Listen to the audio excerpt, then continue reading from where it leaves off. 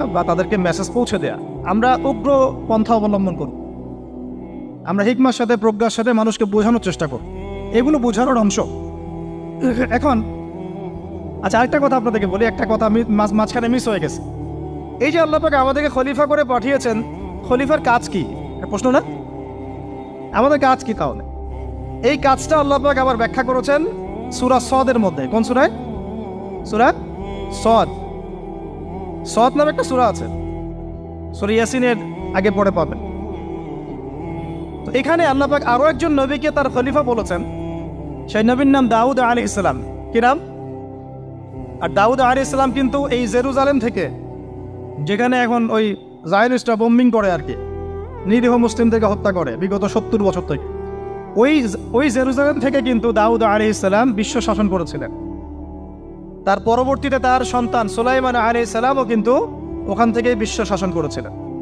আর এখনকার বনু ইসরাইল দাবিদার এই জায়নিস্টরা, তারাও কিন্তু ওই ফিকিরই করছে, ওখান থেকে তারা বিশ্ব শাসন করতে চায় এবং তারা মনে করে তাদের একজন মাসিহ আসবে, সেই মাসিহ আসলে তারা বিশ্ব শাসন করবে। আমরা সেই মাসিহের নাম জানি মাসিহুদ দাজ্জাল। কি নাম? এই দাজ্জালকে ওরা ওদের সত্য মাসিহ মনে করে, আমরা জানি হচ্ছে মিথ্যা ভণ্ড প্রতারক মাসিহ, অথচ ওরা মনে করে এটা হচ্ছে সত্য মাসিহ। এই জায়গায় তারা ধোঁকা খাচ্ছে।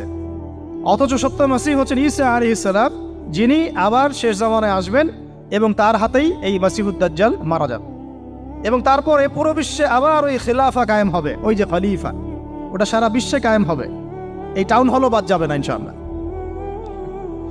এটা মানুষ মানতে চাচ্ছে না, কিন্তু মানুষ না মানলে কি? আল্লাহ পাকের নকশায় সব আঁকা আছে কখন কি হবে। কে কে কল্পনা করেছিল যে আজকে আপনারা বসে এখানে দিনের আলোচনা করুন? কল্পনা করা যায় তো?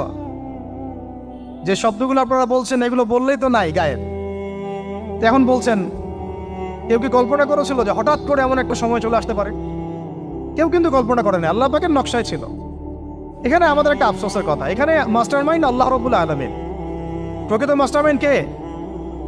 আমরা ক্রেডিট নেওয়ার প্রতিযোগিতায় ব্যস্ত হয়ে আছি এখন, কার কত ক্রেডিট নেওয়া যায়। এখানে একক ক্রেডিট পাওয়ার যোগ্য কেউ না, সমস্ত ক্রেডিট কার? আল্লাহ রাব্বুল আলামিন। এটা আল্লাহর সাথে গাদ্দারি করতে যায় না, তাহলে ভুল হয়ে যাবে।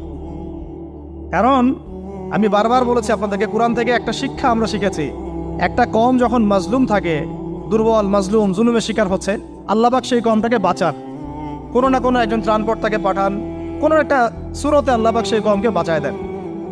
আবার যদি এই নিয়ামতটা পাওয়ার পরে ওই কম আবার এই জুলুম শুরু করে, আবার আল্লাহ দ্রোহিতা শুরু করে, আল্লাহ পাক তার চেয়ে বড় জালেম চাপাই দিন। কথা বুঝতে পারছেন? আল্লাহর সাথে গাদ্দারি করতে চাই না, আল্লাহ পাক আমাদেরকে বোঝার তৌফিক দান করেন। এখন খলিফার কাজটা কোথায় পাবেন? কোন সূরায় ভাই বলেন? সূরা সদে আল্লাহ পাক দাউদ আলাইহিস সালামকে খলিফা সম্বোধন করে বলছেন, ইয়া দাউদ। কি চমৎকার আহ্বান! ইয়া দাউদ, হে দাউদ, ইন্না জাআলনাকা খলিফাতান ফিল আরদ।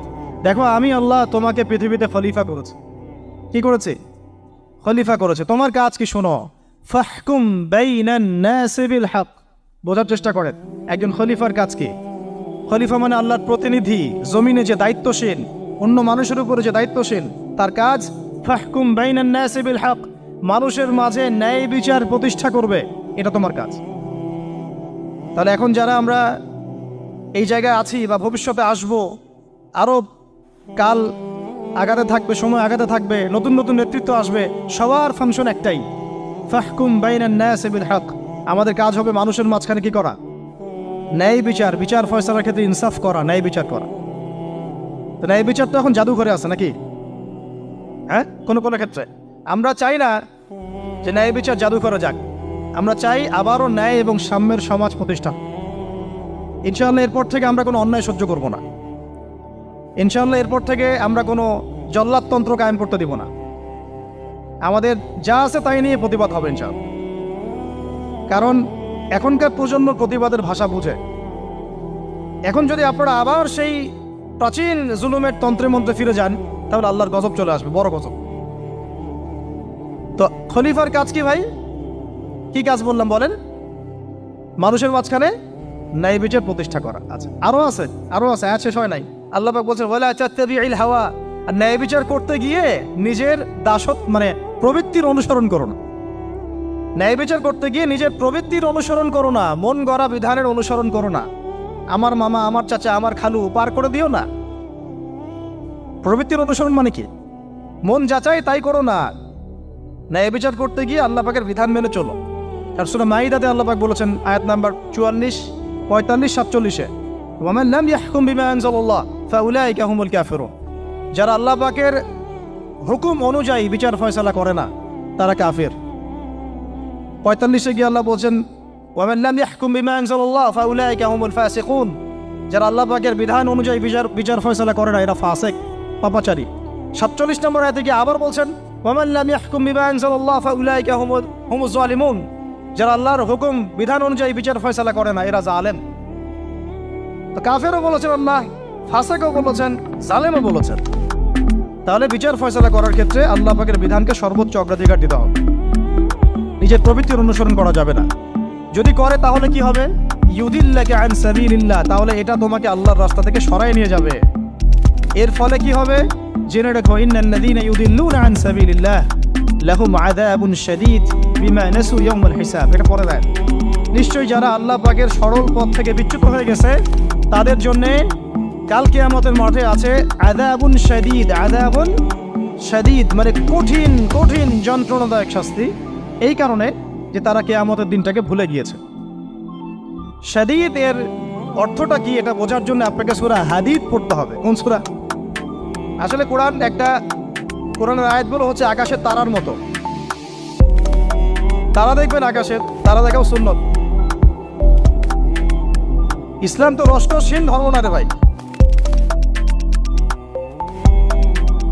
সবকিছুই আছে এখানে। আসলে আমরা জানি না বলে আমরা মনে করি যে এখানে কোনো বিনোদনই নাই, তাই না? এই গান বাজনা না করলে কি হয়? মন শান্তি হয়? এরকম একটা ভাব। যদি আপনি কোরআনের ভিতর ঢুকে যান, আপনার হৃদয়ে এমন নূর আসবে, এমন তৃপ্তি আসবে যে ওগুলো আপনার শুনতে ইচ্ছা করবে না। আপনি গান বন্ধ করে ফেলবেন, নিজেই বলতেই হবে না। এখন কিছু নতুন ইসলামিস্ট আসছে, তারা এগুলোকে ইসলামের অন্তর্ভুক্ত বলে মনে করার দাবি করতেছে যে এগুলো তো নিষেধ নাই, এগুলো তো নিষেধ করা হয় নাই। কতটুকু জানেন ইসলাম সম্পর্কে? আপনি না জেনে কেন কথা বলেন? নবী সাল্লাল্লাহু আলাইহি ওয়াসাল্লাম রাস্তা দিয়ে হাঁটছেন, ওই সময় তো অনেক পূজা অর্চনা ইত্যাদি হতো মক্কায়। তো এখানে ঢাক ঢোলের শব্দ আসছে। নবী সাল্লাল্লাহু আলাইহি ওয়াসাল্লাম নিজের 2 আঙ্গুল কানের মধ্যে ঢুকিয়ে দিলেন, দিয়ে পাশে একজন সাহাবী তাকে জিজ্ঞাসা করছেন হাঁটতে হাঁটতে হাঁটতে হাঁটতে, তুমি কি এখন আওয়াজ শুনতে পাচ্ছ? সাহাবী বলেন, না ইয়া রাসূলুল্লাহ, এখন আওয়াজ শুনতে পাচ্ছি না। তখন তিনি কান বের করলেন। এটা নবীর সুন্নত। আর আমরা নবীর সুন্নতকে উল্টাই দিচ্ছি কিভাবে দেখেন, আমাদের কানেই এখন ইয়ারফোন। উনি যেটা শুনে কান বন্ধ করতেন ওইটা আমরা কানে ঢুকায় রাখছি একবার। আল্লাহ আমাদেরকে বোঝার তৌফিক দান করেন। দেখেন, আমরা তো সবাই পাপী। আমার মনে হয় না আমরা কেউ নবী সাল্লাল্লাহু আলাইহি ওয়াসাল্লামের সুপারিশ ছাড়া পার পাবো, এমনটা মনে হয় না আমার। সবাই পাপী, আপনি আমি আমরা সবাই। তো যে নবীর সুপারিশ আমরা প্রত্যাশা করছি, সেই নবীর সুন্নতকে যদি এইভাবে অবজ্ঞা করতে থাকি তাহলে কি সুপারিশ পাবো ভাই? কি মনে হয় আপনাদের? অ্যাটলিস্ট সুন্নতকে তো সম্মান করতে হবে নাকি? আল্লাহ বোঝার তৌফিক দান করেন। আমি তাহলে যেটা বলছিলাম যে আল্লাহ পাকের বিধান অনুযায়ী বিচার ফয়সালা করতে হবে, এটা খলিফার কাজ। ন্যায় বিচার করতে হবে মানুষের মাঝখানে, এবং নিজের প্রবৃত্তির অনুসরণ করা যাবে না, তাহলে আল্লাহর পথ থেকে দূরে সরাই দিবে। এখানেই বললাম শাদীদ বুঝতে গেলে আপনাকে কোন সূরা পড়তে হবে? সূরা হাদীদ।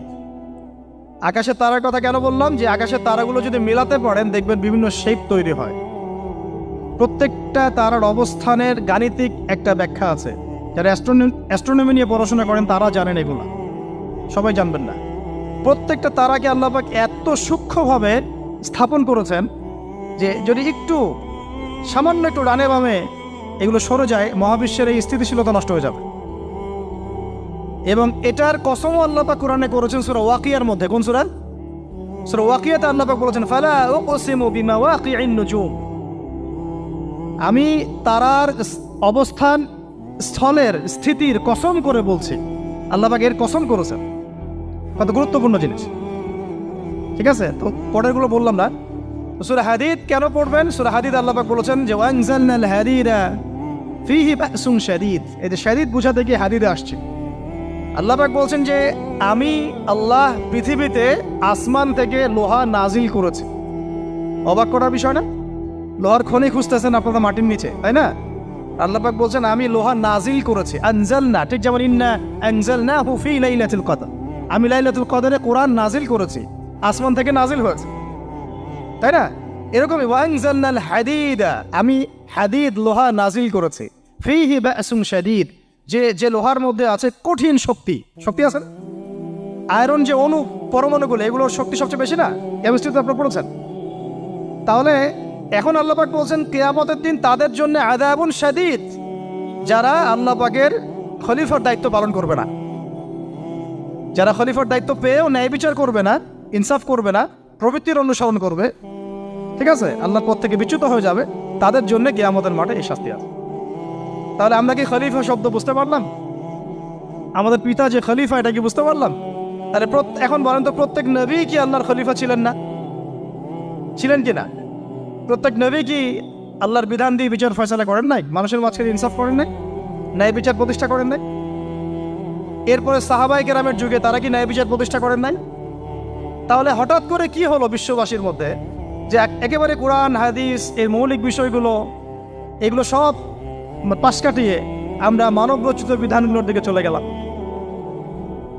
রহস্যজনক না বিষয়টা? এটা হচ্ছে দাজ্জালীয় একটা শাসন আসতেছে সামনে। দাজ্জাল নিজেকে খোদা বলে দাবি করবে এবং সে সমস্ত মানব জাতিকে বুঝাবে যে সেই খোদা, নাউযুবিল্লাহ। সে অনেক ভেলকি দেখাবে, মানুষকে তার দিকে টেনে নিয়ে আসবে, এমনকি সে এক হাতে জান্নাত এক হাতে জাহান্নাম নিয়ে করবে। নবীজি বলেছেন যে তার জান্নাতে প্রবেশ করবে ওটাই তার জাহান্নাম, আর যে তার জাহান্নামে প্রবেশ করবে সেটাই হচ্ছে জান্নাত। তাহলে পুরো বিশ্ববাসীকে আল্লাহ থেকে দূরে সরিয়ে একটা গডলেস ওয়ার্ল্ডে রূপান্তরিত করার একটা তৎপরতা চলছে, লক্ষ্য করতেছেন না? এটা মূলত আপকামিং যে দাজ্জালীয় সভ্যতার ভবিষ্যৎবাণী নবীজি করেছেন, এই দিকেই ওয়ার্ল্ড যাচ্ছে আস্তে আস্তে ওই দিকে যাচ্ছে। তবে নবীজি এটাও বলেছেন সাল্লাল্লাহু আলাইহি ওয়াসাল্লাম যে আমার উম্মতের মধ্যে একটা তয়ফা, একটা দল, কিছু মানুষ সবসময় হকের উপর অটল থাকবে ইনশাআল্লাহ, কিন্তু তাদের সংখ্যা হবে খুব কম। এখন আমাকে আপনারাই বলেন যে ওই হকের উপর অটল থাকতে হলে আমার সেই জ্ঞান লাগবে কি লাগবে না? বলেন। যেই জ্ঞান আমাদের পিতাকে শেখানো হয়েছে, দেখবেন প্রত্যেকটা মানুষের মধ্যে কিছু প্রতিভা আছে, সৃজনশীলতা আছে না? একটা বুদ্ধিদীপ্ত একটা তাড়না মানুষের ভিতরে কাজ করে। এটা কোত্থেকে আসছে জানেন? আমাদের পিতার ডিএনএ থেকে আসছে। আমাদের পিতার ডিএনএ থেকে, আমরা কিন্তু সবাই তার সন্তান। এরপরে পৃথিবীতে মানুষ পাপাচারে যখন লিপ্ত হলো প্রচন্ড রকম, তখন নূহ আলাইহিস সালামকে আল্লাহ পাক পাঠান এবং তিনি প্রায় 950 বছর দাওয়াতের কাজ করলেন, 40টা বা 80টা পরিবার ইসলাম কবুল করল। তখন আল্লাহ পাক এই মুমিনদেরকে বাদ দিয়ে সবাইকে গারদ করে দিলেন, ধ্বংস করে দিলেন। মানে আমরা যারা পৃথিবীতে এখন বেঁচে আছি, যে আপনি আমি, আপনাদের নাম আমি জানি না, আমরা যারা বেঁচে আছি, আমরা কিন্তু কোনো না কোনোভাবে ওই 40 বা 80 পরিবারের সন্তান। আমরা আত্মীয়, কিন্তু আমরা সবাই কিন্তু আত্মীয়, জানেন? 40টা বা 80টা পরিবার বাদ দিয়ে বাকি সব মানুষকে আল্লাহ পাক ধ্বংস করে দিয়েছিলেন নূহ আলাইহিস সালামের মহাপ্লাবনে। ঘটনা জানেন না? 40 বা 80টা পরিবারকে বাদ দিয়ে বাকি সবাইকে আল্লাহ পাক ধ্বংস করেছেন ওই মহাপ্লাবনে। তাহলে এখন এই বিশ্বে যত মানুষ আছে তারা কয়টা পরিবারের সন্তান? ওই 40-80। আমরা কোনো না কোনোভাবে একে অপরের আত্মীয় হই, মুসলিম অমুসলিম সবাই, মুসলিম অমুসলিম সবাই। আমরা যে অসাম্প্রদায়িকতার কথা বলি না, এই শব্দটাকে ভালো অর্থে নেওয়া যায়। কি অর্থে? অন্যান্য ধর্মাবলম্বী মানুষ যারা, তারা তাদের ধর্ম স্বাধীনভাবে পালন করবে, কোনো সমস্যা নেই, আমরা তাদের এই কাজে বাধা দিতে যাব না। একইভাবে আমরা আমাদের ধর্ম স্বাধীনভাবে পালন করব, তারা এখানে কোনো বাধা দিতে পারবে না। সিম্পল। তারা তাদের উৎসব তাদের মতো পালন করবে, আমরা আমাদের উৎসব আমাদের মতো পালন করব।